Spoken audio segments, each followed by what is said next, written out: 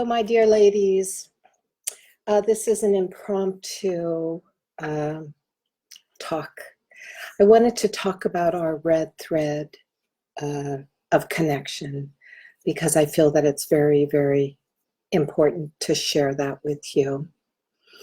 First of all, one of the things I wanted to say was that I first worked with the red thread back in the late 80s, early 90s, at a time when I had a circle of ladies that I met with on a regular basis. And in the Garden of the Goddess, which was located behind my home, we had an indoor temple, but we also had outside um, a moon lodge resurrected or created, I should say. And my sisters, they were welcome. The temple, both the little house, the Garden of the Goddess, and the Moon Lodge was open 24/7 to the ladies that I worked with, and they were able to come at any time of day or night that they felt a need or a call to come to the Temple of the Goddess or the Moon Lodge.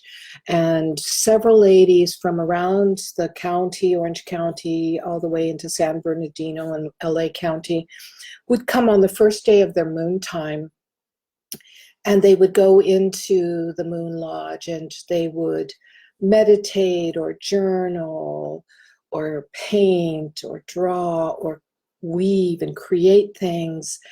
Sometimes they just laid in silence, belly down on the mother, and allowed themselves to soak in the vibration of what was going on physiologically within their body, as well as spiritually and psychically within their auric field.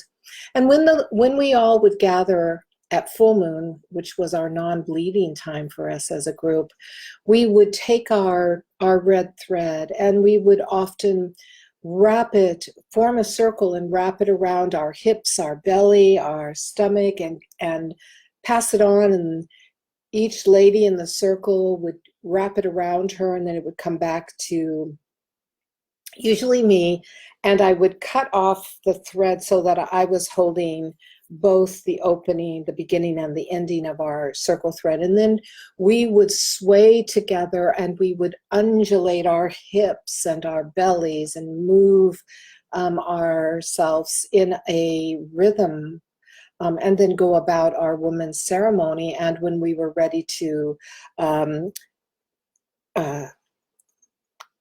clip the threads between us, and of course we would tie that in a bow around our own waists. And many of us, they became a collection, and we would tie them together over the 13 moons of a year. And our blood threads got quite long at that time. But that whole time period, of course, resulted in my third book, which was Sister Moon Lodge: The Power and Mystery of Menstruation, because that's how I first began working with the blood thread, with the red thread, was in the sisterhood.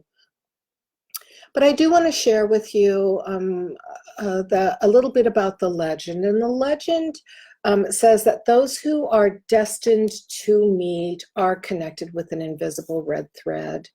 And your part is to show up for the connection, to say yes, and to enter deeply into the discovery of your own truths. The thread continues to, the thread continues as you serve your beloveds with your own teachings and that of now intentional creativity. And we often imagine that there is a thread between you and them right now, you and me right now, you and the rest of our sacred sisters right now, and that you are shortening the distance between you. That's important. We like to believe that when you arrive, or when you arrived here in the context of this quest, this 12-week journey, that you have answered a calling that has really truly been living within you, leading you to this moment, that the distance between this sacred path and you have been getting shorter and shorter until we actually see and feel our threads weaving together. And perhaps it's something that we have felt for many years, finally coming into form. Maybe you haven't called it or known to identify it as a red thread, but it's been inside of you. It's been existing for, I believe, many, many years. And it is exhilarating to know that we are on a path at the right time, in the right place, with the guidance that is right for us at this time. So I just want to welcome you to this transformational work of self-expression in the form of the red thread connection, in the form of the artist way, in the form of intentional creativity. And once you taste the sweetness, the efficiency, and the power of approach, it can have an impact on how you do everything, this kind of awareness. Yeah, this kind of awareness can lead to falling in love with being an artist, inhabiting a self-expressive life that reflects who you truly are. A conversation has begun, and your voice is essential in the fabric of our dialogue. Your words, your images, your dreams, your ideas are crucial to the vast tapestry of creation that we are weaving together. Your piece of the red thread is essential, and we have been waiting for just what you are, okay? For what you are bringing. We have been waiting for you, my sacred sister. You are a precious and unique being, and this is the next step. Together on your path, and together we are weaving the context for your own body of work to emerge, your own artistry and creations and paintings to emerge from you. And when our red threads connect, right, we shortened the distance between us. Here you are. Here I am. Here we all are. Being yourself takes courage in a world where you are bullied to be someone you aren't. So really, really, really resist and persist in the expression of you that calls to be revealed. We need you as you are, not as you wish to be, or as others say you could be or should be, but as you are right now, in this time, in this space, in your joining and connecting with your sacred sisters on this 12-week soulful journey, because this is the beginning of a long journey together. Now that we've come back together, we'll really never fully part, because we've always been making our way toward each other.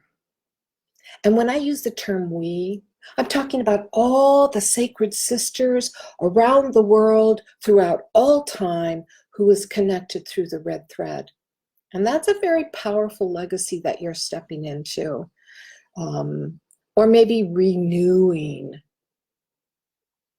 All right, I'm going to share with you a poem that was written by a sacred sister, and it was written for you. So close your eyes and hear it. Close your eyes and really hear it, and let it come into the very core of you. She eats lightning for breakfast. This night, she is shedding the skin no longer needed. Heavy trench coats shaken off on the dance floor as she moves her body. She feels the electricity build, a lightening up of all the heavy hearts held inside, turning towards the shadows with wide eyes, turning towards the shadows with wide eyes. She says, I see you, shadow stories. Thank you for your teachings. And you are not my master. This dawn, she declares, I will not hide from myself. I will not turn from suffering. I will not let fear dominate my experience. I choose to eat lightning for breakfast. I choose to eat lightning for breakfast. I have lived through the sorrows needed to shape the self that is mine to become, and I will love with an unreasonable appetite for loving what is hard to love. This day, she dances weightless through the crowds of chaos, no longer fearing attack or needing protection, finding a freedom that is chosen, the kind that exists even in the middle of war. She finds the needs in the world unique to her gifts and nurtures them. Unafraid, knowing, deeply knowing, the great, great Spirit has chosen us to do a great work, and each of us is preparing ourselves for the journey ahead.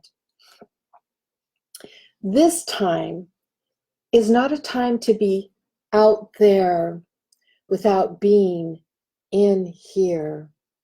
Each of us is doing the work we need to do to get free of the stories keeping us from serving beauty, the beauty way, the beauty walk. Dance with me through the chaos because I need you.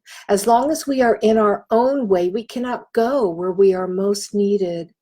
This is the strange medicine that in tending the wounds of the world, your own wounds are tended. Your time, this is your time, simply because you are alive. The mystery has brought you to a sacred assignment. Your piece of the red thread is pulling you forward. Listen up. You don't need to save the world. You don't need to save yourself or get it right. Lay down those heavy thoughts to discover your time has arrived. Just show up. And because of you, what can be saved will be saved. This is more than enough. This is why she eats lightning for breakfast. A great force of light comes through her. She can block it or bear it. The heat is intense. Sometimes it threatens to consume, annihilate. She turns the lightning into prayers. From my heart to your heart, I am so happy we are on this journey together, and I bid you a wonderfully creative week. Namaste, my dear sisters. Amen. All women, all life. Mwah.